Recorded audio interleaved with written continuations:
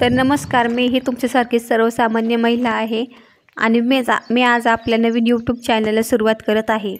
YouTube चॅनलचं नाव आहे Poonam 23 official, Poonam 23 official असं आपल्या यूट्यूब चॅनलचं नाव आहे। तर चॅनलला नक्की सपोर्ट करा, लाईक करा, सबस्क्राईब करा। तर आज आपण आपल्या पहिल्या ब्लॉगची सुरुवात करत आहोत श्री गणेशाच्या आशीर्वादाने। तर गणपती बाप्पासाठी बघा मी किती सुंदर पद्धतीने हार तयार केलेला आहे आपल्या जास्वंदी फुलांचा।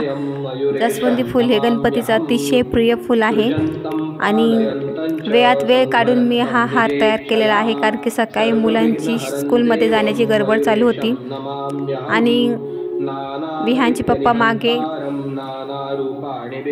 मुलांची बॅग्स भरण्याची तयारी करत आहे। कसं आहे, घरातील काम मिळून केले तर लवकर होतात, असं नाही की हे लेडीजनेच केलं पाहिजे आणि हे पुरुषानेच केलं पाहिजे, तसं काही नाही आहे। आणि फायनली आपला हार तयार झाला आहे। गणपती बाप्पाला किती शोभून दिसते सुंदर हार बघा। गणपती बाप्पाचं आवडते फूल हे जास्वंद आहे।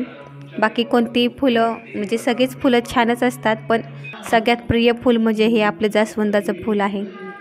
तर एक फूल आपलं राधाकृष्णाला देखील अर्पण केलं आहे विठ्ठल रुक्मिणीच्या चरणी। आणि त्यानंतर तुम्हाला आमच्या गणपती बाप्पाचं डेकोरेशन दाखवत आहे बघा। गणपती बाप्पाचं डेकोरेशन किती सुंदर आणि सिंपल पद्धतीने केलं आहे। खूप जास्त झगमगाटही नाही आणि खूप गर्दी नाही, अतिशय सिंपलमध्ये एकदम सुंदर पद्धतीने डेकोरेशन केलं आहे। रेडीमेड फुलांच्या माळा भेटतात, त्या देखील तिथे वापरण्यात आल्या। आणि आपल्या गणपतीला हार पुष्प अर्पण करून झाल्यानंतर मुलांच्या टिफिनची तयारी, फायनली टिफिन पण तयार केला। त्यानंतर लगेच गव्हाच्या पिठाचे तळणीचे मोदक तयार केले, त्यात पुरणाचं सारण भरून। मोदकाची तयारी चालूच होती, मध्ये मध्ये आपली दुसरी कामं चालू असतात। मुलांना हे दे, टॉवेल दे, शाळेचे कपडे द्या, अशा पद्धतीने। आणि जास्त नाही, फक्त 11 मोदक तयार केले गणपतीसाठी, कारण की मुलं शाळेत जायच्या आधी आरती करूनच जाणार होती म्हणून। तर गडबडीत कसे झाले मोदक ते हे बघा। गणपती बाप्पाच्या नैवेद्यासाठी। आणि तुम्हाला तर माहितीच आहे, महिलांचे कामं म्हणजे सकाळी सकाळी मुलांचा टिफिन उरकणे किंवा बाकीची कामं असतात घरातली। सगळं बघून आपल्याला मुलांकडे पण लक्ष द्यायचं असतं। सगळीकडे लक्ष देऊन मग थोडा वेळ आपल्याला स्वतःसाठी मिळत असतो।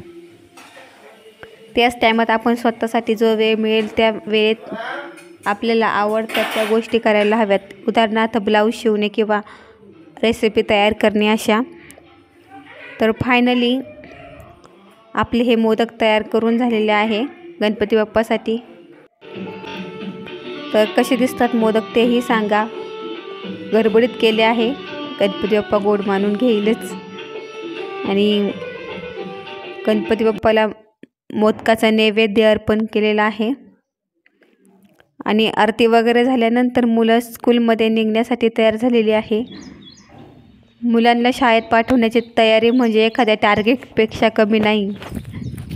आणि त्यानंतर घरची धुणी भांडी सगळं काम उरकून मग शेताकडे आपली फेरी झाली। आणि तुम्ही बघू शकता, खूप दिवसांनी शेताकडे आले होते आणि शेताकडचे वातावरण, शेताची अवस्था कशी झाली आहे, कारण की पाऊस इतका होता ना की शेताकडे यायची सोयच नव्हती अजिबात। आणि रस्ता पण खूप खराब आहे शेताकडचं। आणि तुम्ही बघू शकता शेताकडचं वातावरण सुद्धा किती भारी आहे।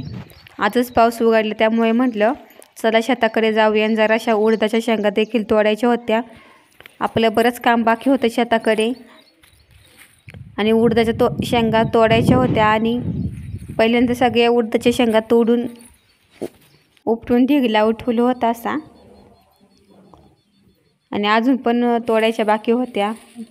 आणि ह्या पलीकडच्या साईडला थोडीशी झेंडूची झाडं लावली होती आणि त्या उपटलेल्या शेंगा मी सावलीत घेऊन तोडायला लागले, कारण की 3 वाजता मला घरी जायचं होतं म्हणून कोणताही टाईमपास न करता फक्त पाण्याची बॉटल आणि ॲपल घेऊन शेताकडे आले होते।